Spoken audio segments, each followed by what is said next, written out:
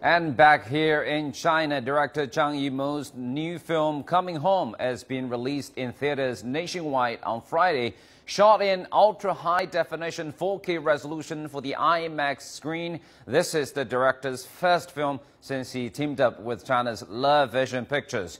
Julian Wacken caught up with Zhang, who tells us about his stylistic changes as well as his latest project. Please make sure. Take a look. Coming Home tells the story of a couple's family reunion after having been separated for decades. The film is also a reunion for the director with actress Gong Li, who plays the amnesiac wife of the lead character Lu Hianshi. Set in the last days of the Cultural Revolution in China, the film sees Yimou revisiting the same historical period of his 1994 To Live, but adapting a much different approach. Hailed as the master of colors, the cinematographer turned fifth-generation Chinese director rose to prominence with Red Sorghum, which took home the Golden Bear at the 1988 Berlin Film Festival.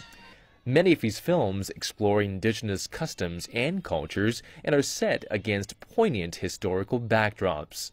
Having experimented with different genres and technologies with little commercial success in recent years, Coming Home is a major leap for the director, who has forsaken his sensuous primary colors for a simple yet riveting exposé of character relations.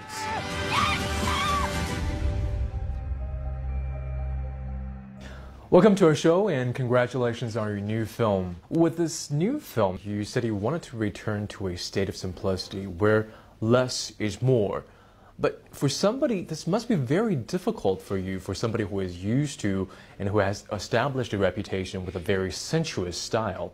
So how do you judge for yourself when you have attained the simplicity?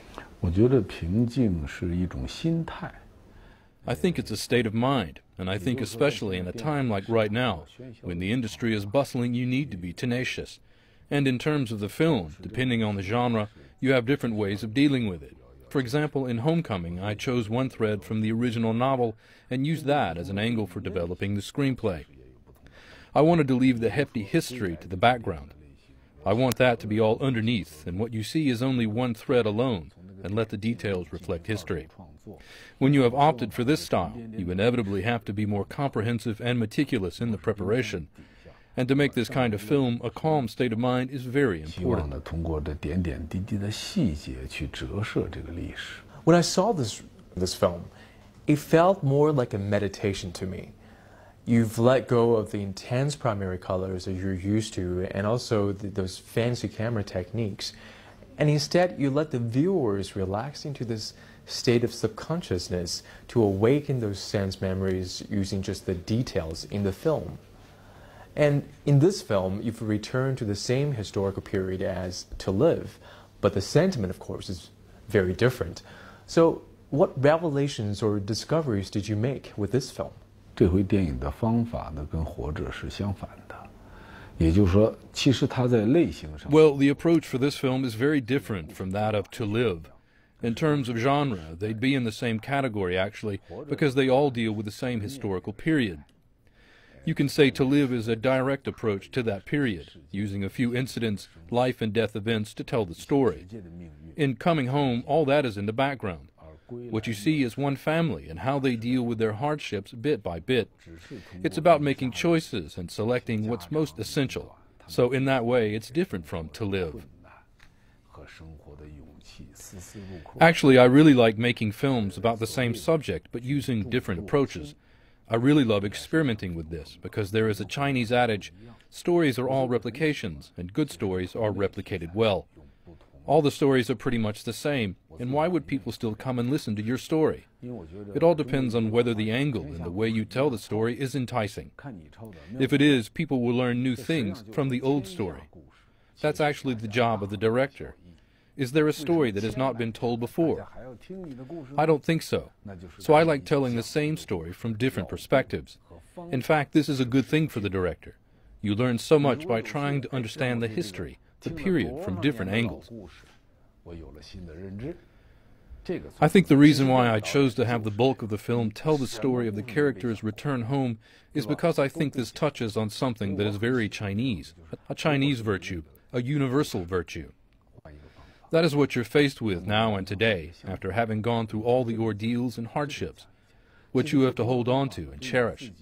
Let's not talk about how hard it was before, whether explicitly or implicitly, or through one word or one look.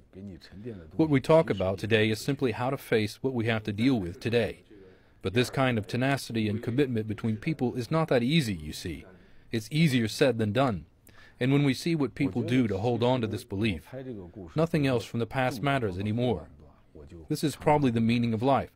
For the main character, Lu Yanshi, it's all about what he can do for his wife.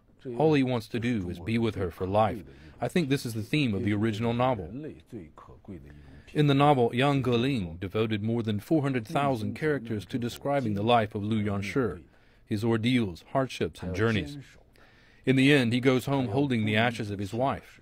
Again, back to the idea of commitment and companionship. So what I did was to use a different perspective to tell this story with the film. 还是只有一句话，一个眼神。我们今天要谈的是如何面对今天。 The love and commitment between these two protagonists in the film is so strong and so resolute, despite the fact they have been separated for over 20 years. And of course, I mean, this is a very different period, and it's something that we hardly see today. So, is there something you're trying to say here?